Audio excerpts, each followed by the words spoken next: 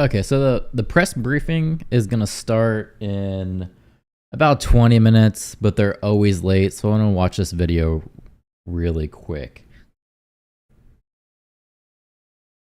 So in this video here, we have Tulsi Gabbard, and she is going to comment on what she thinks about VP Harris running for president. Now, she's known as destroying Harris in the debates, so we'll see what she has to say. 2019 debate in one of the most memorable exchanges in recent history between debate. Now presumptive Democrat nominee Kamala Harris and our guest today, Tulsi Gabbard, former U.S. representative as a Democrat and author of For Love of Country. And Tulsi's She's trying to sell her book too. Had a just very negative experience with these Democrats who are now pulling the strings around Kamala Harris too. But, you know, we went back, even though we're friends, and we fact checked everything you said, 100% accurate. There isn't one word of that was off. And it was pretty telling that she didn't deny it. She was talking about Harris's record as being a prosecutor. She just tried to pivot to, I'm proud of my record. And so now she really is at a crossroads here because she's got to figure out whether she wants to be no, cash bail is a good thing, Kamala Harris, or no, we don't like cash bail because it hurts minorities, Kamala Harris, and whether she's going to be we want to prosecute marijuana users, Kamala Harris, or the one who admitted to smoking marijuana. Absolutely. For recreation purposes on a show, right? Like, she's tried to reinvent herself so many times, and now the cultural winds have shifted such that I think she's going to be a little twisted on which way to land. What do you think? She's a politician. Of course she's going to have that kind of image. First, I think it's important to look at how was it possible? You said that was July 2019. Kamala Harris, I think, announced her candidacy in January of 2019. How was it possible that I was the first candidate running for president at that time, and really the first person, even when you count the mainstream media, to actually call her out and question her very simply as you. She did, and she destroyed Harris in those debates, and yet still Harris is the pick. It doesn't really make sense at all to me. Point out, question her on her record that she said she was proud of as Attorney General. This is important to point out because it's a sign of what we should expect here for the next 3.5 months in this election, that the media is going to continue to push out fluff stories about her. They are not going to seriously and honestly examine her record. They're going to treat her with kid gloves. And even worse yet, create this new false narrative about who Kamala Harris is and to try to reshape her record. And everything's going to be about race too. So we should be very clear-eyed about that, because as you said, what I found there, as you and your researchers probably found, it wasn't very hard to look at her record and what she's claiming to be proud of. Second of all, there's far more to look at than I had in the 60 seconds on that debate stage to bring up. Just a few. Defunding the police. I have no doubt she will say with a straight face she did not support defunding the police. But there's so many videos of her saying that she wants to defund the police. But the fact is that she did. She may have called it reimagining law enforcement, but in reality, what she was advocating for, even as vice president, was to take funding away from our law enforcement and divert it elsewhere. Right. And this has come, we've seen in cities that have actually implemented this policy and what a failure it has been and how it has made our communities in this country far less safe and increased crimes, violent crimes, and so forth, literally because they have defunded the police. You look back during her time as Attorney General, she promoted charging parents with a misdemeanor for truancy if their kids missed more than 10% of days in school. Well, this and she passed this into law, and it negatively impacted so many families who, for one reason or another, maybe they had pulled their kids out and were homeschooling them, or maybe a family member got sick and they weren't able to take their kids to school for a whole number of reasons. She turned parents into criminals, charging them with misdemeanors that could result in up to a year in jail, hauling single moms out of their homes in handcuffs. Absolutely This is the insane. kind of top cop prosecutor that Kamala Harris is proud of being. We look at her time as a member of the Judiciary Committee in the U.S. Senate, where she was dismissing Article 6 of the Constitution that says there shall be no religious test. When she questioned Boucher, who was nominated by President Trump to become a judge, accusing him of being unqualified to be a judge simply because of his Catholic faith, and he was a member of the Knights of Columbus, accusing him of being part of some nefarious group, and in fact, implementing a religious test in defiance of the Constitution. There are a lot of other examples that we can give, but again, this is why it's so important that we point out her actual record. And when you have someone who doesn't believe in the rule of law, as we've seen with the Biden-Harris administration's lawfare that's been taking place, politicizing our public institutions, the Department of Justice and Judiciary and law enforcement to go after their political opponents, foremost of which is Donald Trump, but also including peaceful pro-life protesters and others who dare to challenge their agenda and their position. She wants to be the top cop and the prosecutor president, as she has claimed. We should be very concerned about that because she doesn't respect the Constitution. She is not willing to uphold the oath that she took to support and defend the Constitution. And so the lawfare that we've seen under the Biden-Harris administration, we can only assume would only get worse as she seeks to exercise her muscle in that respect. It's going to be the same thing that's going on now, or it's going to get worse. She's absolutely right. Now, you can hate Tulsi. I get it. A lot of Democrats are probably going to hate her because she's an undercover Republican. She pretty much is a Republican. Let's just be real. But everything she's saying is true. There has to be a reckoning with her record as Attorney General, as U.S. Senator, and as Vice President.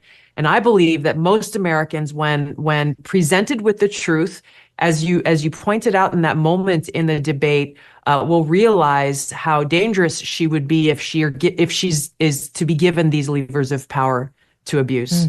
Mm-hmm. I mean, this is in addition to wanting Medicare for all and to eliminate our private insurance plans, wanting to eliminate the filibuster so that she can pass the Green New Deal and take away airplanes and cars and cows.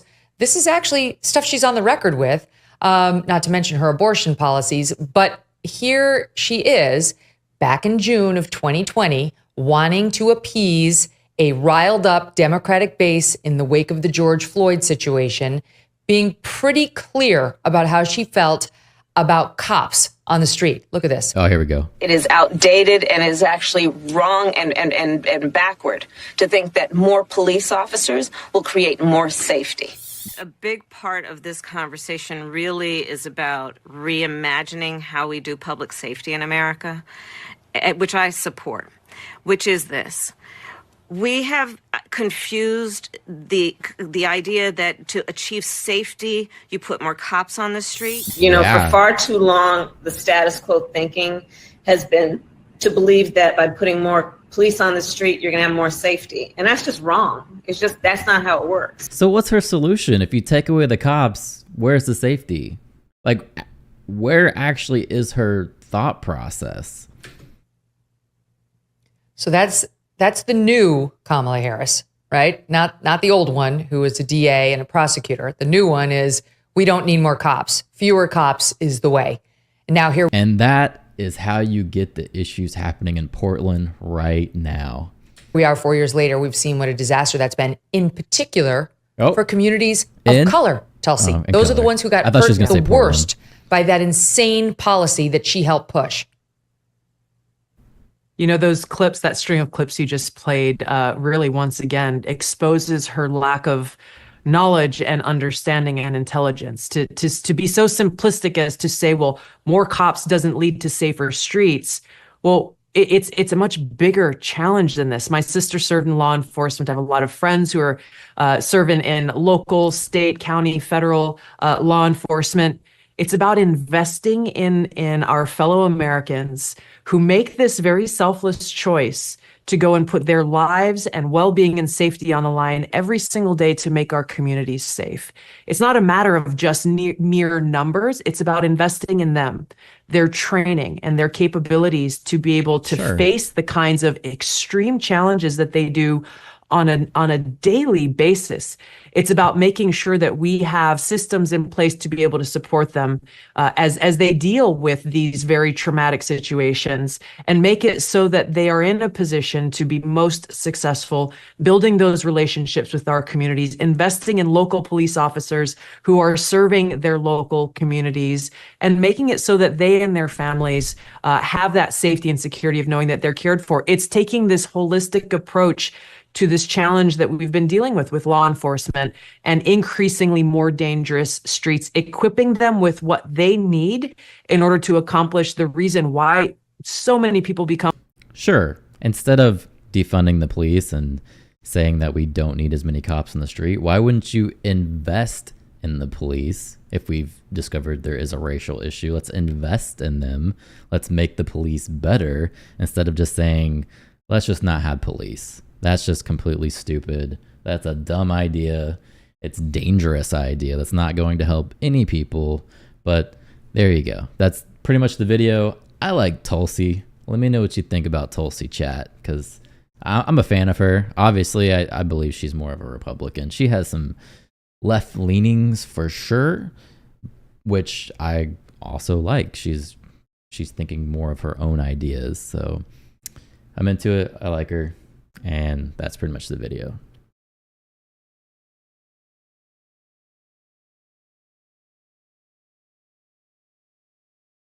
So right now we are waiting on the press briefing.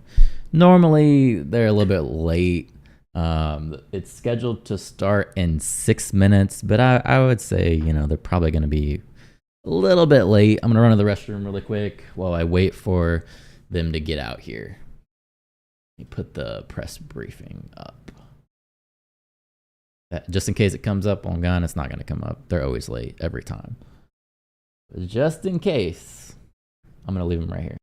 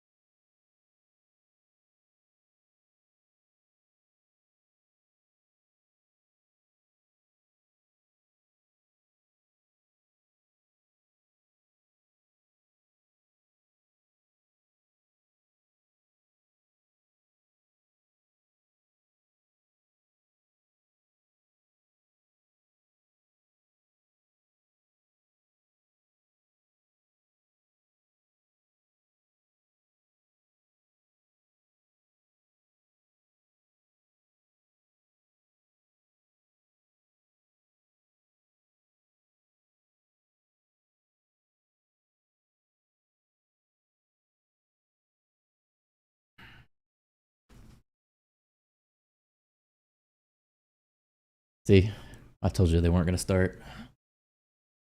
They never start early. They're always late. They got about 5 minutes before they're supposed to be out here. But they're probably not going to be on time, because that's just what happens. Let me see what else Tulsi Gabbard has. So she's got another video here, and it's titled... It is... Let me pull it up. It is titled, Kamala Harris should never be commander-in-chief. The one we were watching was, I debated Kamala Harris. She's unfit for president. Let's pull it up and see. While we wait, we might as well watch it. It's going to be a little bit... the video is 12 minutes long. I figure we got at least 4 minutes, but they're going to be late, so that's fine. We can watch it.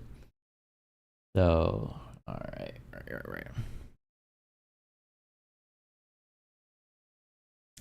So again, this is Tulsi Gabbard, and she is giving her opinion again on VP Harris and her being the nomination of the Democratic Party. At 1:30 in the morning, wrapping up my volume. trip here to Rome, where I came out here to participate in a dialogue with leaders from different countries about peace, security, and prosperity in the Western Hemisphere and Europe. Obviously, there's been a lot of breaking news given President Biden announced he's not running for re-election. Kamala Harris What's the memo they have here? This is... Okay, yeah, this is Joe Biden's memo where he initially came out and said that he was not going to run, and then a few days later is when he actually gave an address in the Oval Office on the reason why he was not running. And the reason why he is not running is because he wants to pass on the torch to a younger generation. He didn't come out and say, because I'm old and I'm having health issues or anything. He just said that he wants to pass on the torch to a younger generation.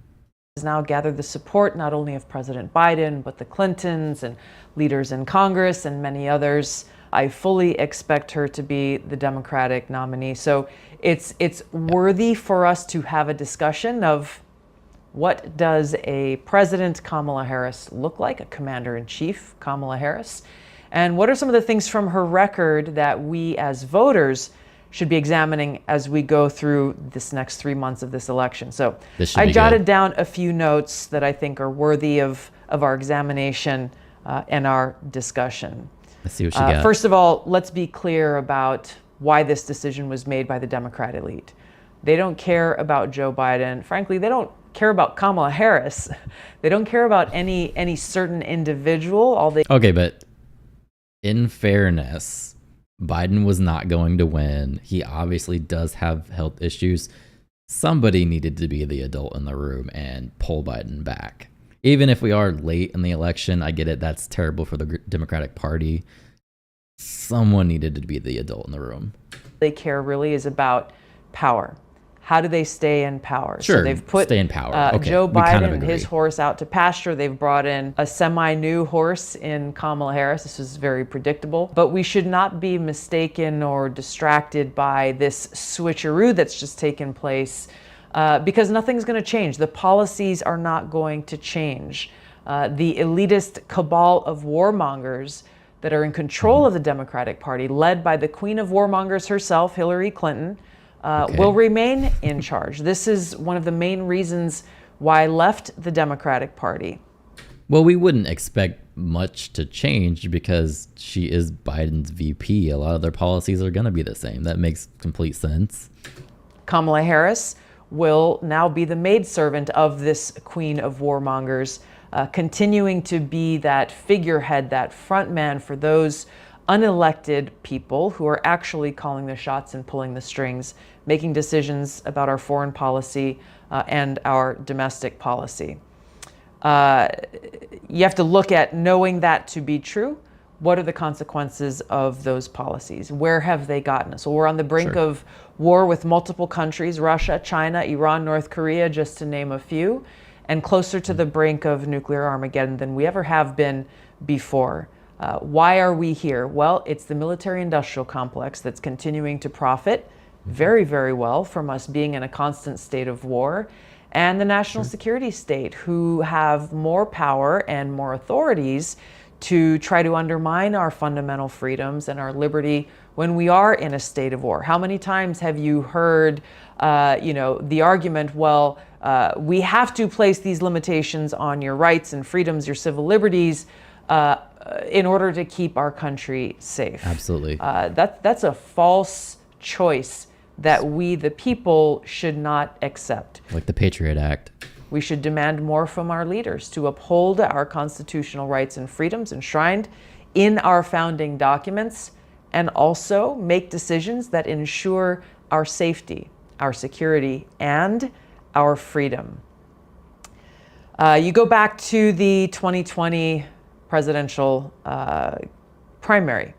I challenged Kamala Harris on the debate stage about her record as... She didn't challenge Kamala Harris. She absolutely dominated Kamala Harris. I still don't understand how she's not the pick. How is Tulsi not the pick when she beat Harris so bad? She called herself, the person to be the prosecuting president. She was the former attorney general for California. And she's running with that now. She is the prosecutor, right? She's trying to say, well, Donald Trump is the criminal and I'm the prosecution coming in and we're going to clean up these streets. She was former district attorney for San Francisco, and she said she was proud of her record on criminal justice. And so I asked her some very simple and obvious questions, pointing out her abysmal record when she was in a position to actually bring about real reforms to the criminal justice system there in California. You might see this clip playing around. I seem to be seeing it more and more these days. Now, Senator Harris says she's proud of her record as a prosecutor and that she'll be a prosecutor president, but I'm deeply concerned about this record. There are too many examples to cite, but she put over 1,500 people in jail for marijuana violations and then laughed about it when she was asked if she ever smoked marijuana. Boom. She blocked evidence. Yep. Blocked evidence that would have freed an innocent man from death row until the courts forced her to do so. She kept people in prison beyond their sentences to use them as cheap labor for the state of California. And she fought to keep cash bail system in place that impacts poor people in the worst kind of way. Thank you, Congresswoman. She had no answer. She absolutely destroyed there. Kamala shouldn't even be running because she got owned so bad there. Jonathan says she's not the pick because she called out all the bullshit the deep state is up to. And to be honest, yeah, you're probably right. I guess part of me wants to believe that there is still some kind of hope for America, and it is a fair election, and we're going to vote for the candidate that actually is the best choice, or we're going to actually have candidates that are the best choice, but obviously that's not true. So here we are. For her record on how ultimately, when she was in a position to help people, she made decisions that hurt people. As vice president, the first task that she was given by President Biden was to be the border czar, to go and help resolve the illegal immigration crisis at the border. They're trying to fight this image right now to say that she was never the border czar. That wasn't her position. Her job had nothing to do with the border besides overseeing it. Did she do so? Not at all. As you may recall, it took her a very, very, very long time to even go and visit the border. Now, I don't know about you, but if it were me and I was tasked with securing the border, how long do you think it would take me to get to the border? Right. I would be there the next day, immediately. It's your Go reputation. and assess the situation and come up with an actionable, achievable plan to solve that problem. We got none of that from Vice President Kamala Harris. And 3.5 years later, their open border policies, while they stood there and looked at cameras and told all of the American people, the borders are secure. The border is secure. The border is secure. We're working to make sure it's safe and orderly and humane. Border is secure, and we are working every day to increase its security. One of our highest priorities is to ensure that we have a secure border. They have not been secure. So in an election year ploy, President Biden finally signed this executive order and started to crack down on the border and says, hey, look, there are fewer illegal immigrants crossing the border. Look at the great work. No, man. You missed your window, and where was Vice President Kamala Harris in all of this? So in the most important task that she was given, the first task that she was given in this role as vice president, she has nothing to stand on for her record other than failure. You're going to be hearing a lot of revisionist history being written by the mainstream propaganda media, who are going to do all that they possibly can to prop her up, to make her appear to be this great candidate and someone who is qualified to serve as president and commander-in-chief. We can't allow ourselves to fall for it. We got to, again, look at the facts, look at her record, and understand that not only is she unfit and incapable of being our president and commander-in-chief, she would actually be quite dangerous in this position. Now, you're seeing a lot of this now. I think this video was recorded before she was actually the nominee. So we're seeing the pushback on her being the border czar now in real time. I've talked a little bit about foreign policy, talked about border security. What about the insane radical woke ideology that they are pushing on our kids.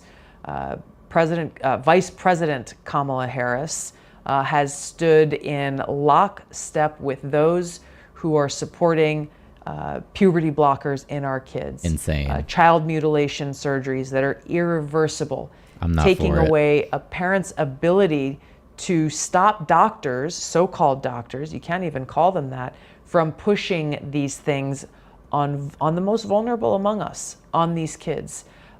Kamala Harris supports allowing boys to play against girls in girls' sports. Kamala Harris supports allowing boys and men go into women's spaces like bathrooms and locker rooms. When you look at the basic fundamentals of how someone who denies the existence of objective truth, this biological truth that there are differences between men and women and boys and girls, how can a person like that be entrusted with the safety, security, freedom, and well-being of the American people and lead this country? The short answer is we cannot. We cannot trust someone who is so out of touch with reality and has reached a level of insanity to reject the existence of this objective truth. We cannot trust them with the reins of power in this country. And then fundamentally, of course, to wrap this up, I'm sure there will be many, many issues to speak on over these next 3 months as we head towards Election Day on November 5th. But to wrap things up, we have to focus on freedom. Kamala Harris, like the Democrat elite, have done all they can to divide us as people. She has done all she can to racialize everything, to tear us apart based on our skin color. She, as a senator on the Judiciary Committee, violated the Constitution by essentially implementing a religious test when considering which judicial nominees to confirm or to reject. I've spoken about this before. She has been very direct about calling. I don't know anything about that. Somebody in the comments, please fact check that. I haven't heard anything about that one, but that's crazy. Into question a nominee's faith, their religion, their relationship with God, their spiritual practice in a way that indicts them and finding them disqualified to serve in that position specifically because of their religion. As you know, the Constitution says there shall be no religious test for those who are serving in public office, whether elected or otherwise. How can we trust someone to lead the United States of America who fundamentally rejects the Constitution of the United States of America and rejects our God-given rights and freedoms enshrined in the Constitution, who rejects our freedom of religion, to worship God as we choose or not at all, who rejects our right to free speech, our right to criticize our government, our right to say what we want, to get information as we choose from the sources that we choose. She, like the Democrat elite, believe in censorship, silencing their political opponents and using our government and their friends in big tech to do so. And in taking this power of deciding who has a voice and who doesn't and putting it in the hands of the government in the name of... We're actually seeing that. I was reading on X all of this morning. A bunch of people, different people were posting about this. If you search in Google for Trump assassination, it doesn't come up at all. Thank you for the subscribe, Jonathan. But yeah, if you search in Google Trump assassination, like the suggestions, doesn't come up at all. It goes to Truman is the first one. There's literally nothing on there about Trump. Protecting we the people from things like misinformation or disinformation or hate speech or what they call violent speech or offensive speech. But of course, only they are the ones who get to determine the criteria for what speech is allowable and what is not. We are facing this 1984 Orwellian moment and a very, very clear choice in this election. A vote for what it looks to be a Kamala Harris at the top of the Democratic ticket will equate to more of what we've seen coming from this elitist cabal of woke warmongers, more unnecessary, costly wars, pushing us closer to the brink of nuclear war, more of these insane and radically woke, divisive policies that are undermining the fabric of the foundation of our country, which is freedom, and harming the most vulnerable among us, and an increasingly tyrannical government. Or a vote for Donald Trump, someone who has the strength to stand. I didn't know she was endorsing Donald Trump, though. This is a hard pivot that I didn't see coming.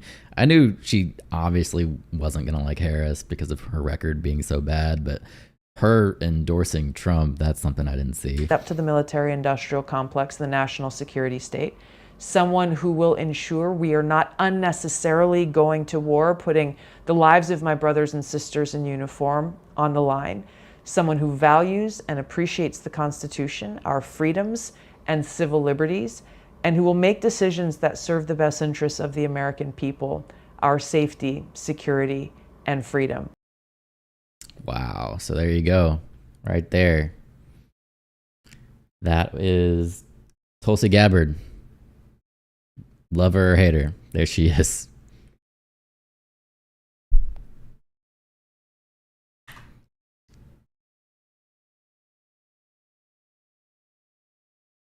All right, so I'm heading back over to the White House press briefing here. Obviously, they still have not started. They are, 13 minutes over? And just like I said, they're late. Perfect time for us to watch some Tulsi Gabbard videos because, as always, they're late. So this is a Air Force One gaggle. I haven't listened to one of these. It might be a little bit different than her normal press briefings, but we're just gonna have to see how it goes. I'm curious what information they have to bring on this fine Monday. So she's normally 15 minutes late or so.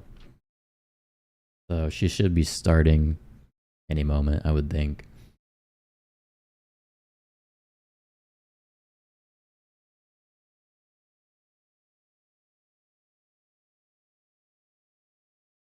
So now we wait.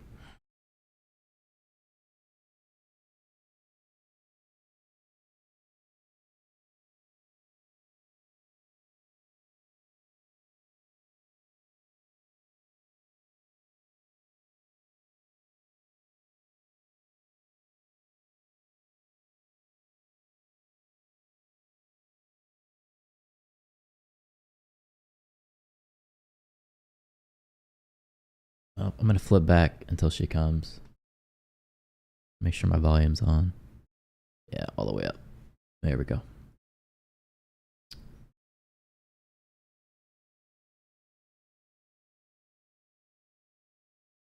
I have some videos uploading. Wanted to check on them real quick. Yep. This says audio only. I guess because they're in air, they can only do audio. That's kind of lame. I didn't notice that.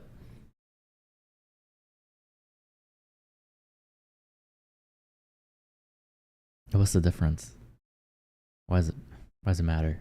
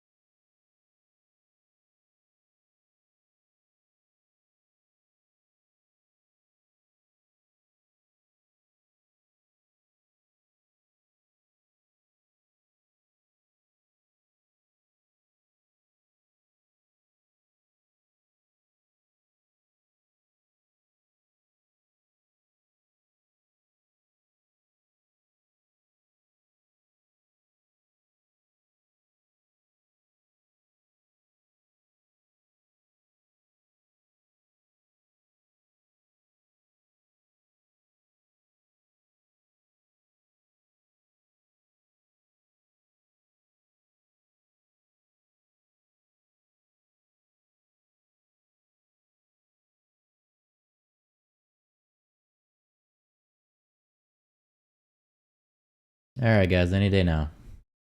Any day she's gonna show up. They are scheduled for 1:30. Now 1:47, and we still waiting. Still waiting. So as I check out the in-air press briefings, if they are not good quality, maybe I won't do one again. But I'm gonna have to see what it's like. Might as well get an idea of just what it's gonna be like.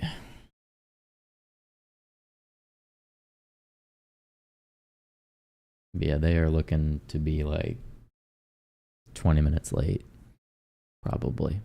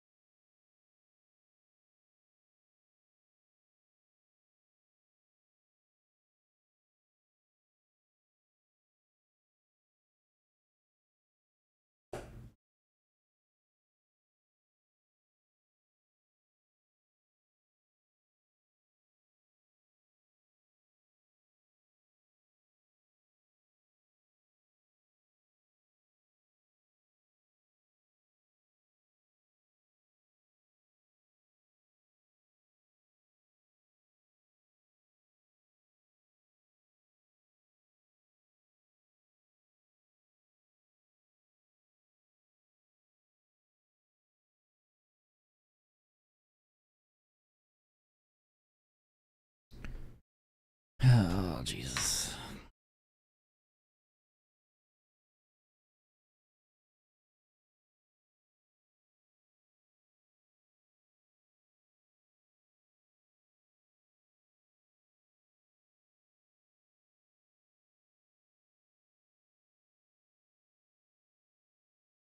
So Tulsi did a react video to Donald Trump's RNC speech.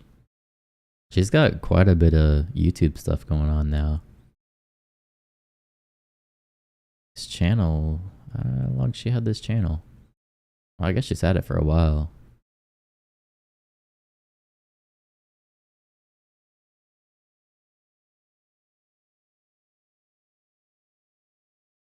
Oh yeah, over a year. Videos keep coming. I'm gonna subscribe to her.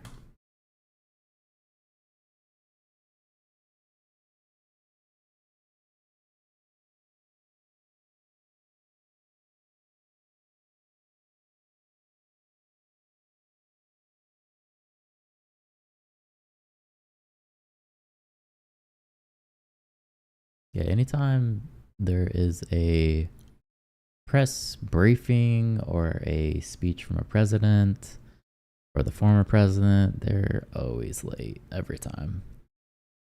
Every time they are late.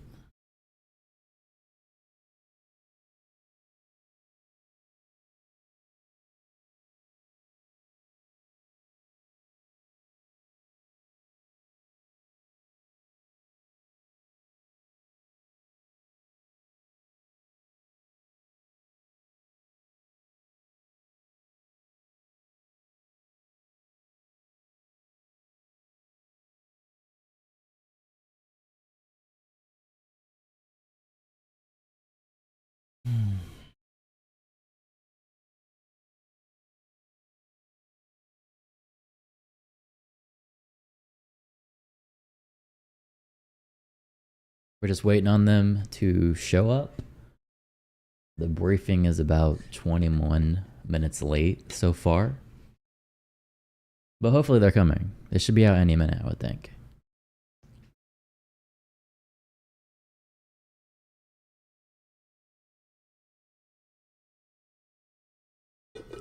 I don't know if they take questions when they're in the air. That's pretty much my favorite part of this, is when they take questions. I don't know how the reporters would actually communicate back unless they're all on the phone together or whatever. So yeah, I've never watched one of these. We're gonna have to see what happens.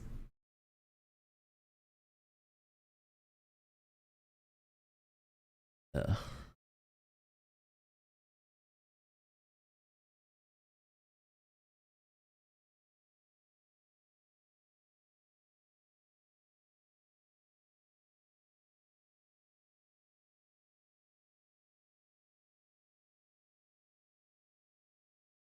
She's gonna try and be half an hour late. I think that's what they're going for.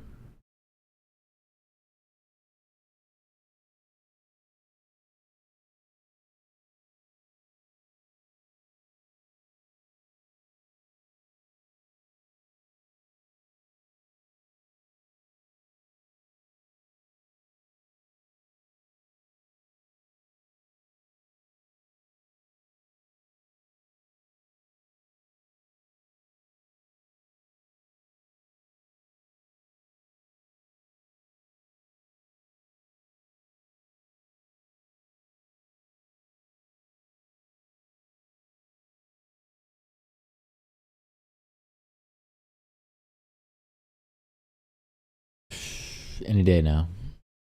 Any day now.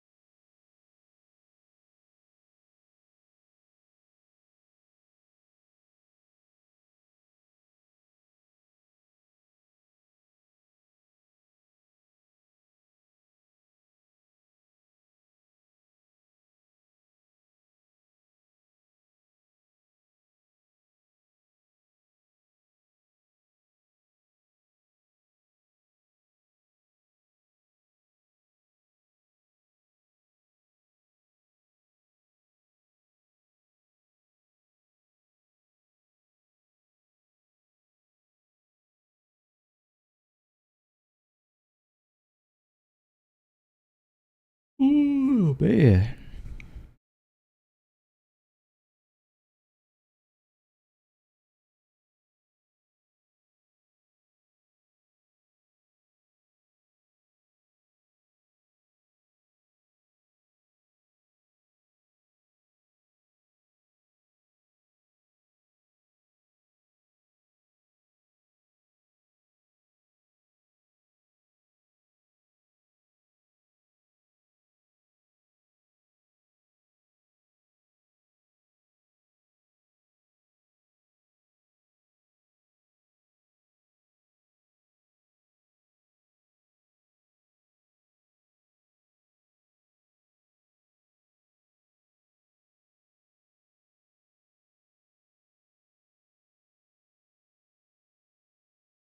I think she's gonna try and be like half an hour late.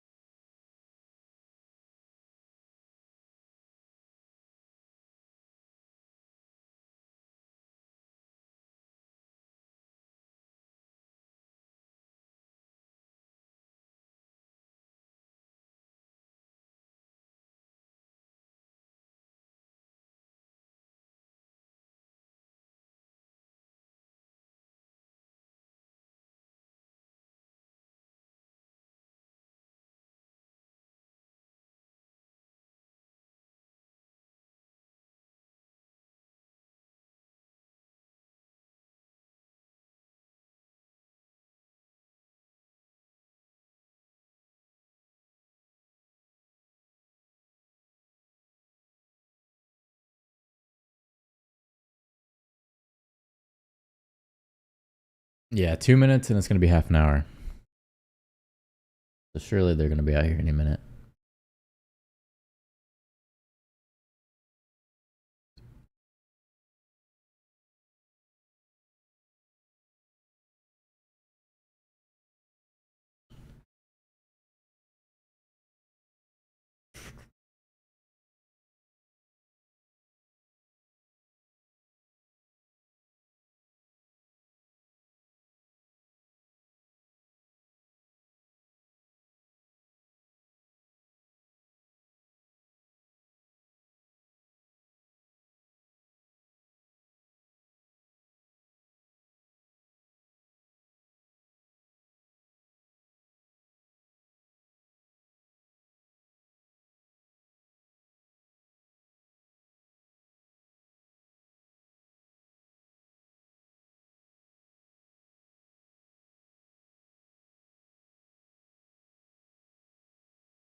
I think because the director is there, they're going to be talking about Israel.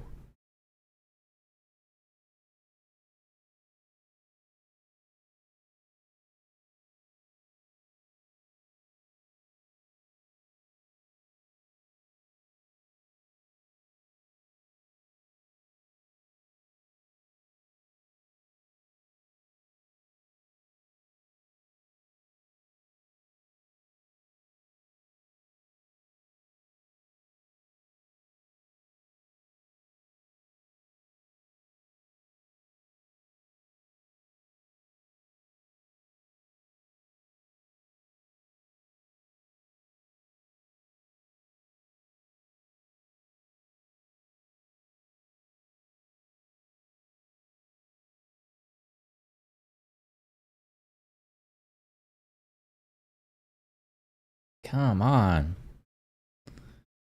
I know it's taking so long.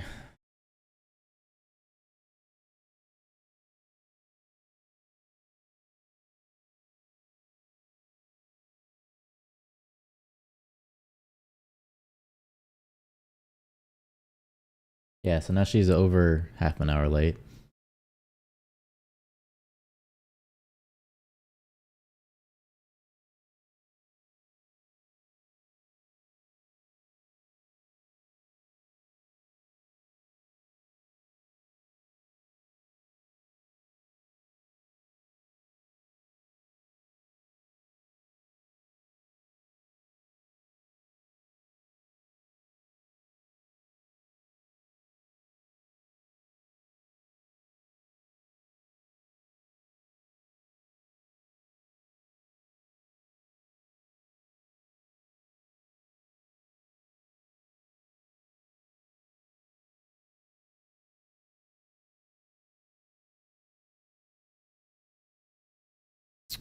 I don't know what they're waiting on.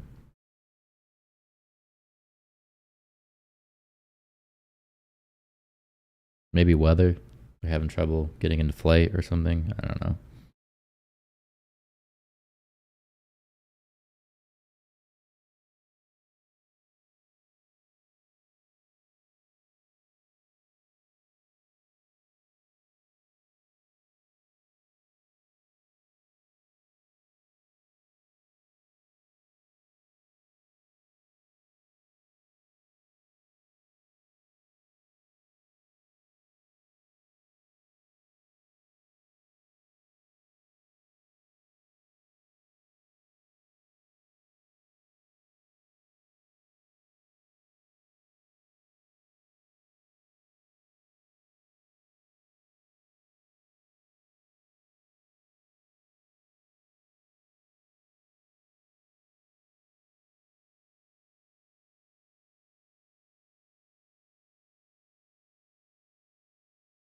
Alrighty then.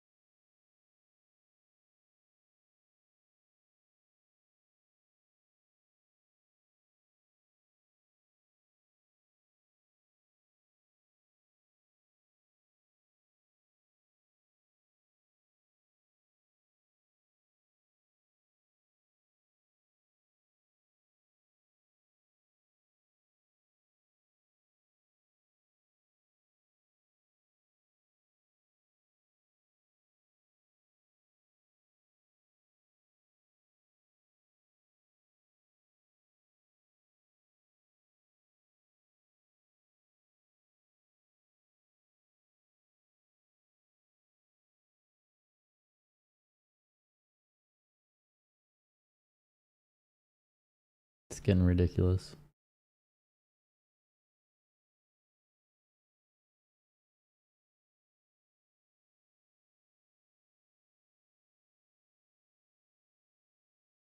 I'm gonna be like an hour late.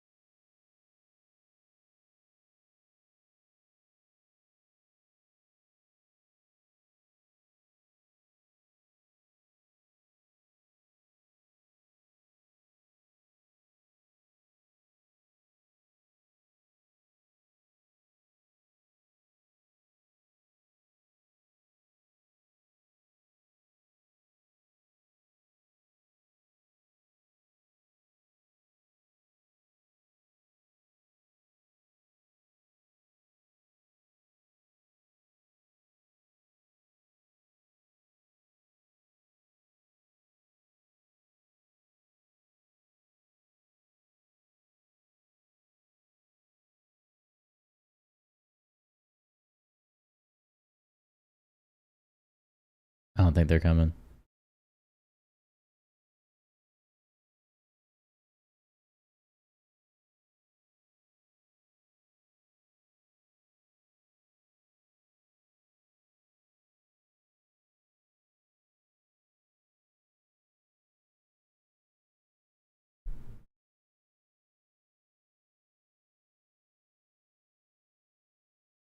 They're still live. I don't know.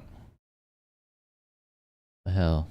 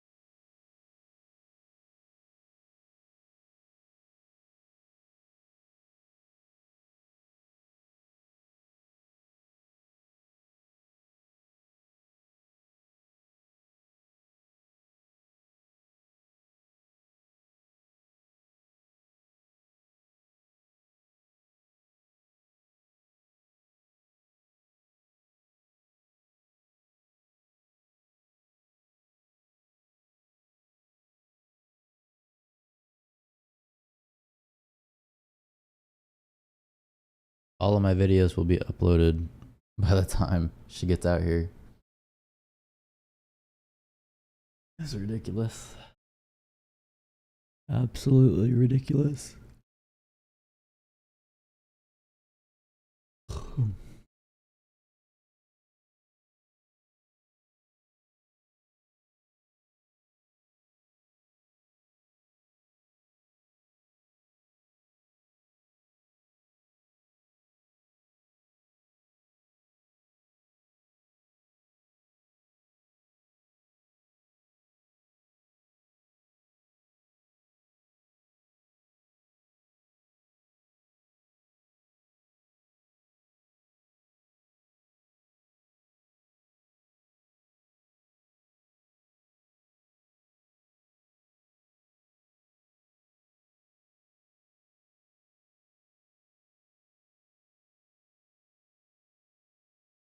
Apparently, we just announced a 1.7 billion military aid package for Ukraine. That's always great.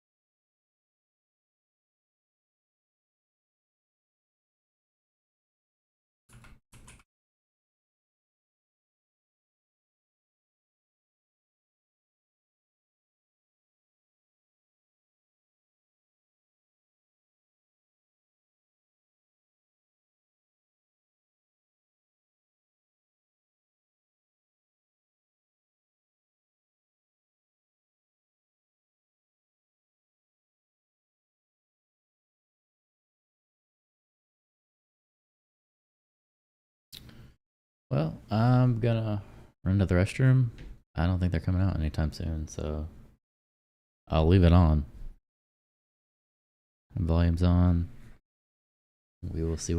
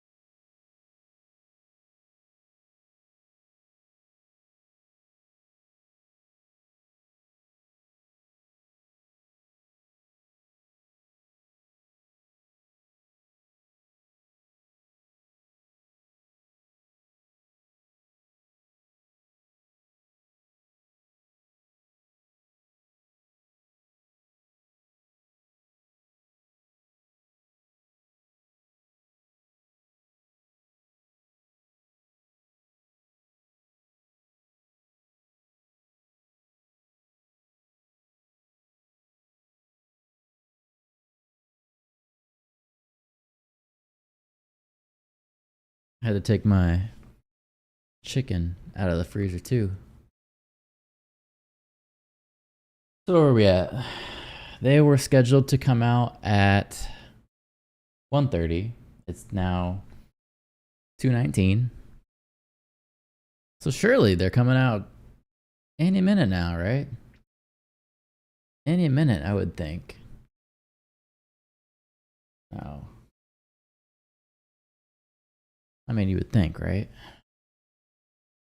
How late can you be for your own meeting?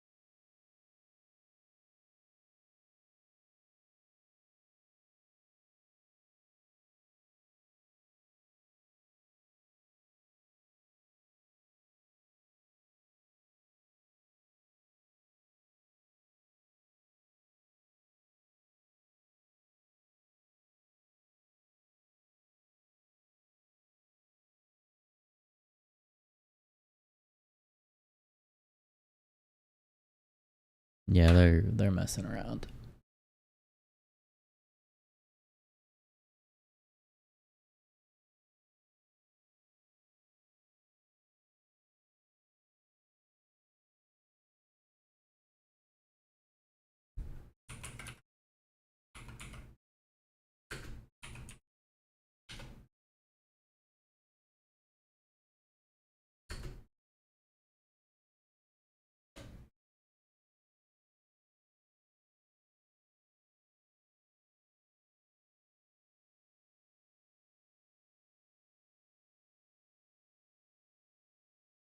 Stopwatch, blue hand timer. Yeah.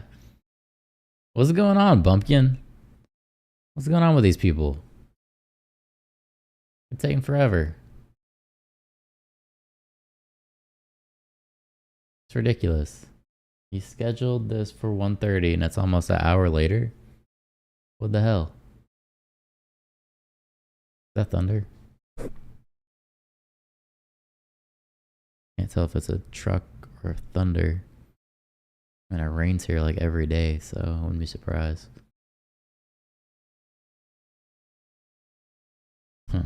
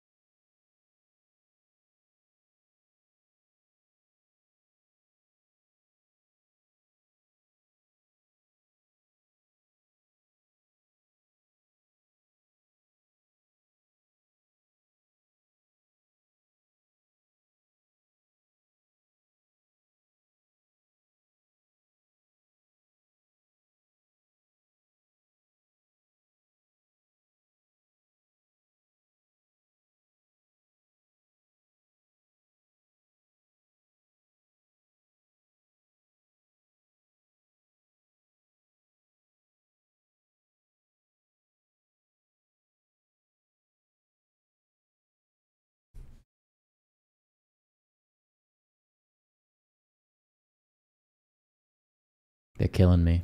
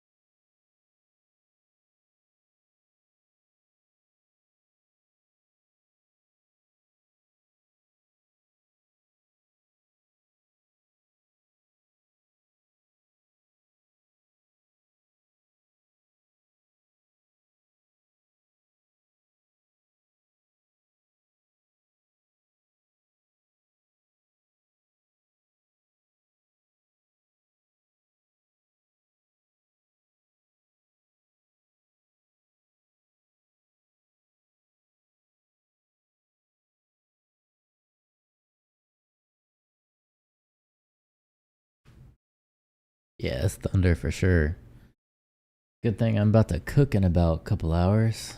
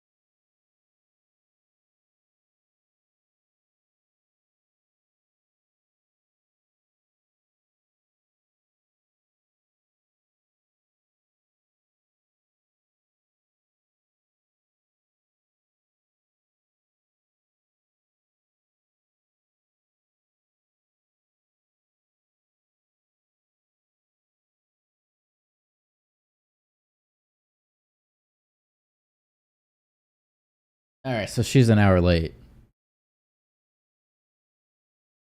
What are we gonna do here?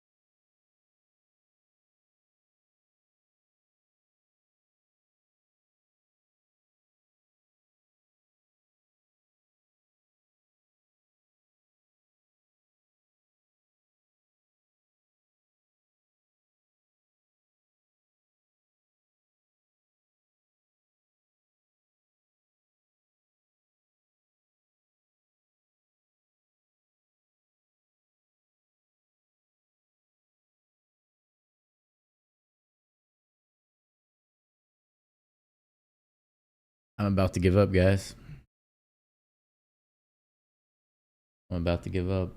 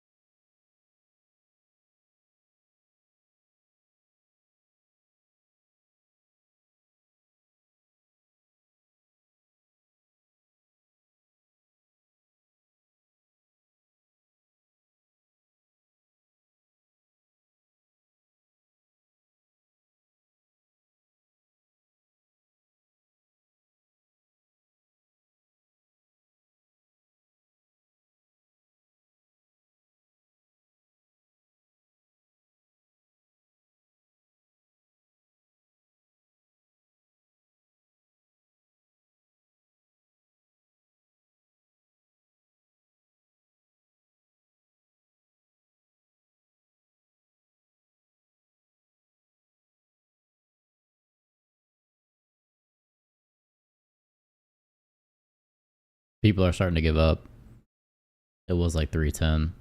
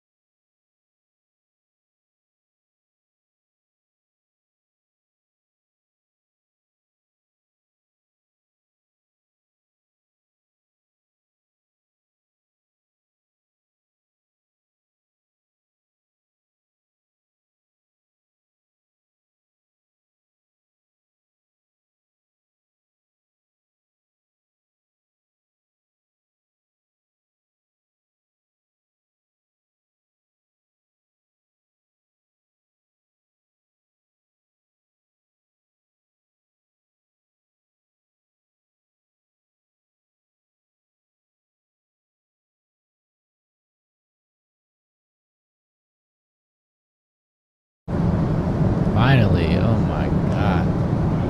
Let me bring it up. We lost you for a second. Hi. All right. Indulge me on my... All right, here we go. White House press briefing. They are finally out here.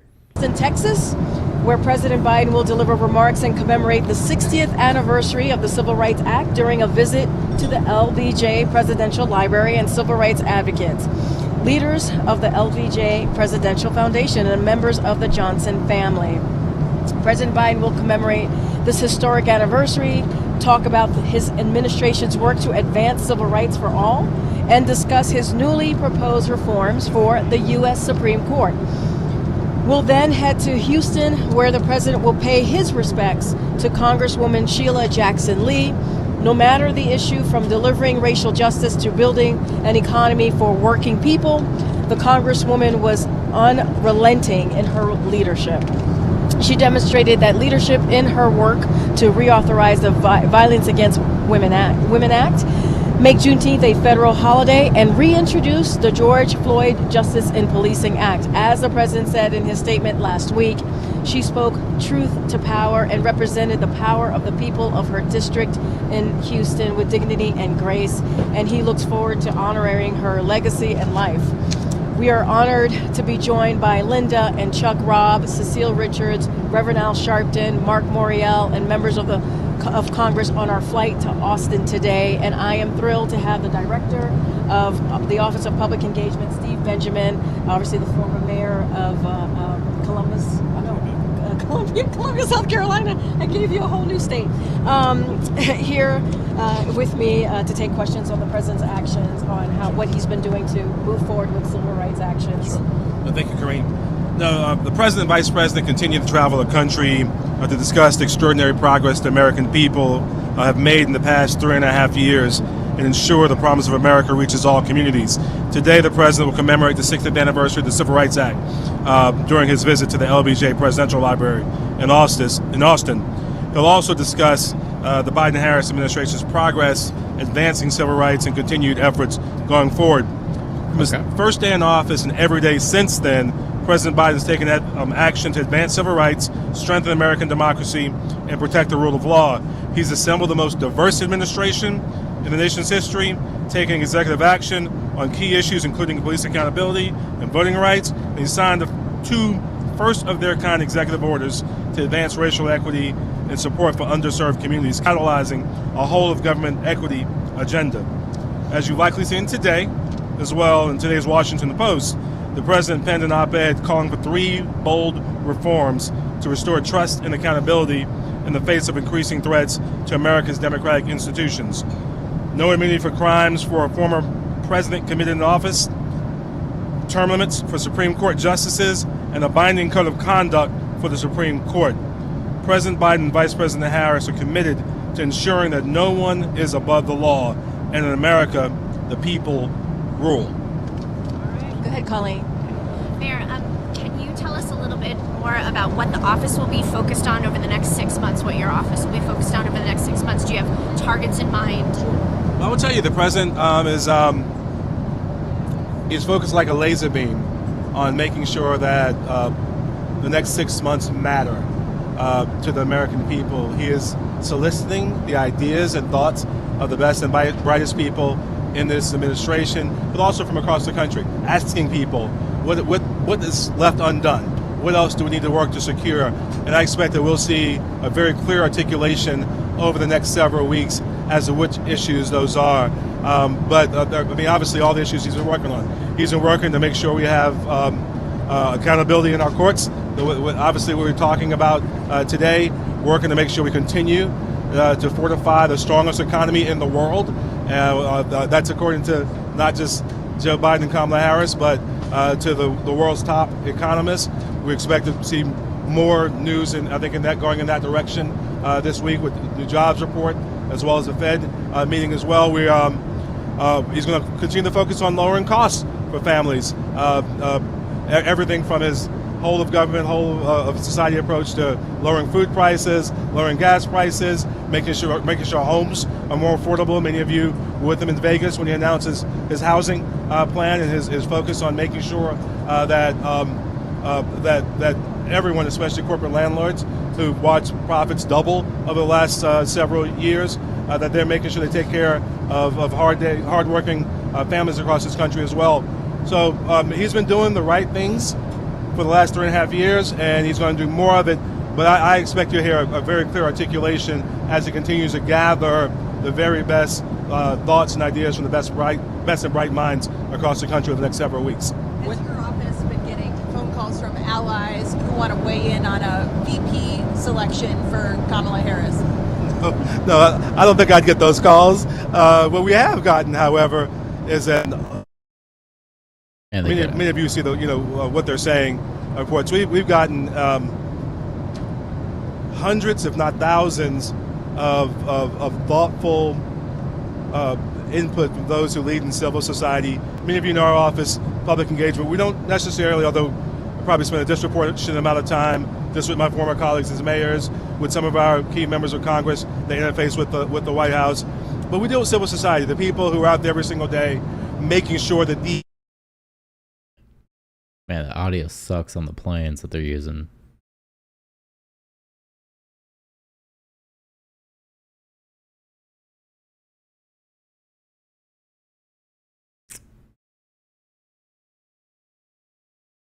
Yeah, I'm not gonna tune into one of these ever again. So unless she's actually at a podium somewhere, that's gonna be it. I'm pretty much done with this.